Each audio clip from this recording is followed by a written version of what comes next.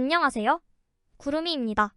구독과 좋아요 부탁드립니다. 지난 시즌 트로피 없는 시즌을 보낸 뒤 FC 바이에른은 6번의 게임을 모두 승리하며 좋은 분위기가 찾아왔습니다. 빈센트 콤파니 감독은 승점뿐만 아니라 팀을 완벽한 하나로 만들기 위해 노력하고 있고 매력적인 축구를 바이에른에서 펼치려고 합니다. 그 결과 현재 유럽 상위 10개 리그에서 가장 많은 골과 경기당 최다 골 기록을 보유하게 되었습니다.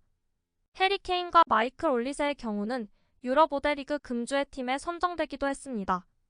케인은 현재 바이에른의 강점인 강렬하고 공격적인 플레이 스타일은 빈센트 콤파니 감독 때문이라고 합니다.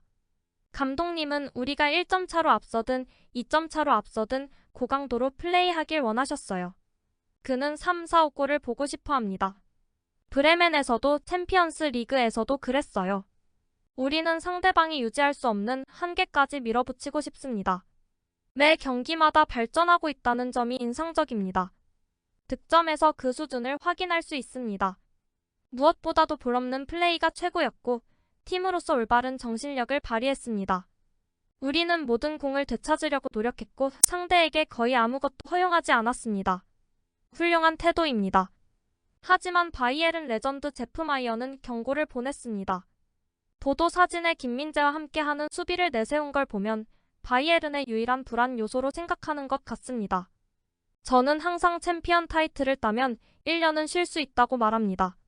하지만 그 이후에는 또 다른 10년 연속입니다.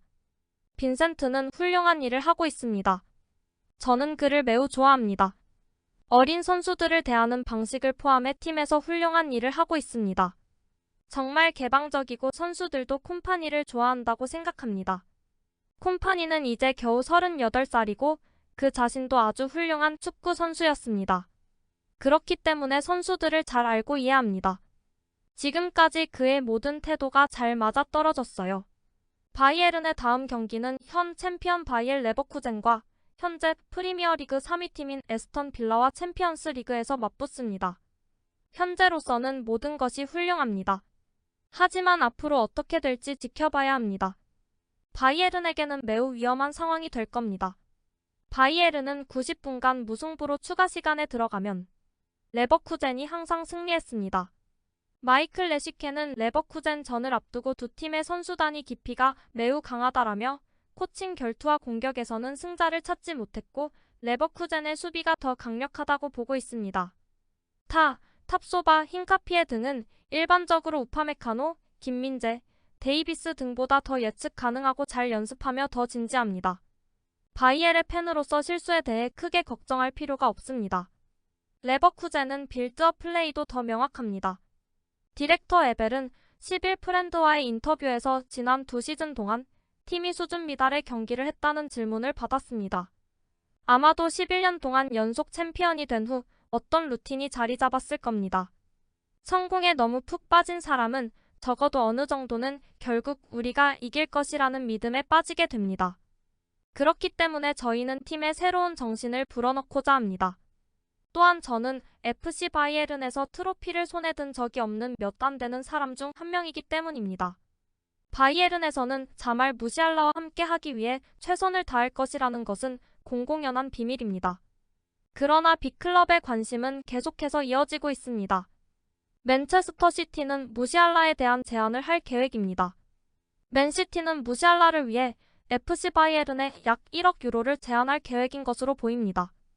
하지만 무시알라의 시장 가치 1억 3천만 유로를 볼 때 제시한 금액은 바이에른의 가격 기대치와는 거리가 멀 것입니다. 현재 맨시티는 무시알라가 재계약을 하지 않을 경우 영입을 원하는 가장 유력한 팀이지만 레알 마드리드 역시 무시알라를 공격 강화를 위해 다가오는 여름 최고의 이적 타깃으로 보고 있습니다.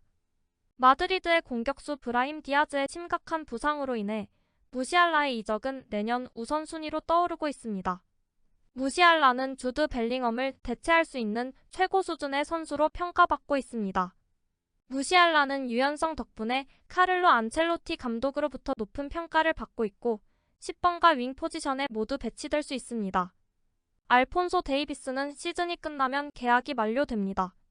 레알 마드리드와는 반복적으로 연결되고 있고 바이에른 간의 협상은 중단되었습니다.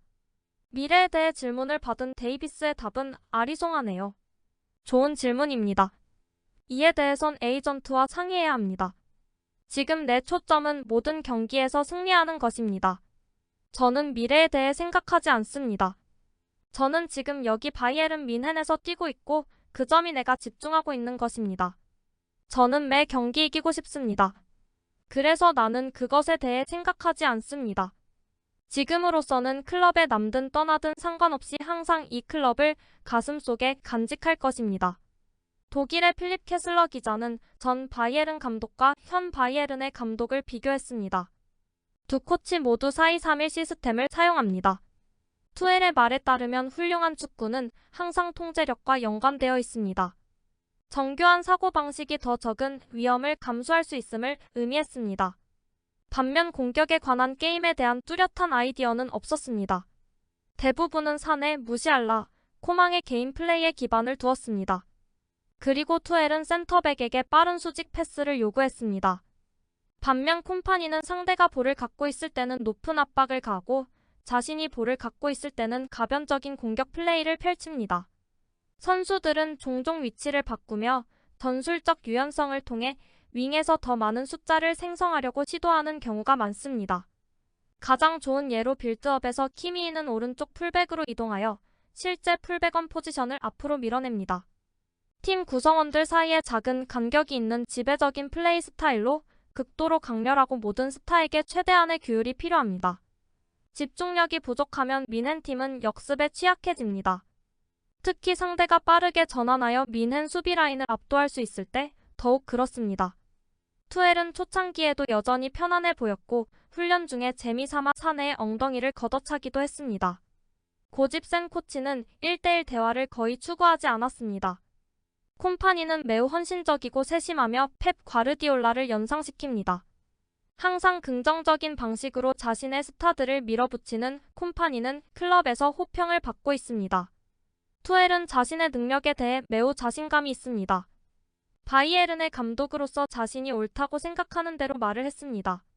그가 자신의 선수들을 약화시키고 팬들의 불안을 야기했는지 여부에 관계없이 가장 좋은 예는 홀딩6에 관한 수 없는 논쟁입니다. 콤파니는 바이에른 감독으로 부임한 초기에는 겸손했고 자신의 모든 선수들을 강화합니다. 스쿼드의 모든 스타는 소중하다고 느껴야 합니다. 투엘과 달리 콤파니는 공개적으로 새로운 영입을 요구하지 않았으며 이는 뮌헨 경영진과의 관계에서 장점이 됩니다.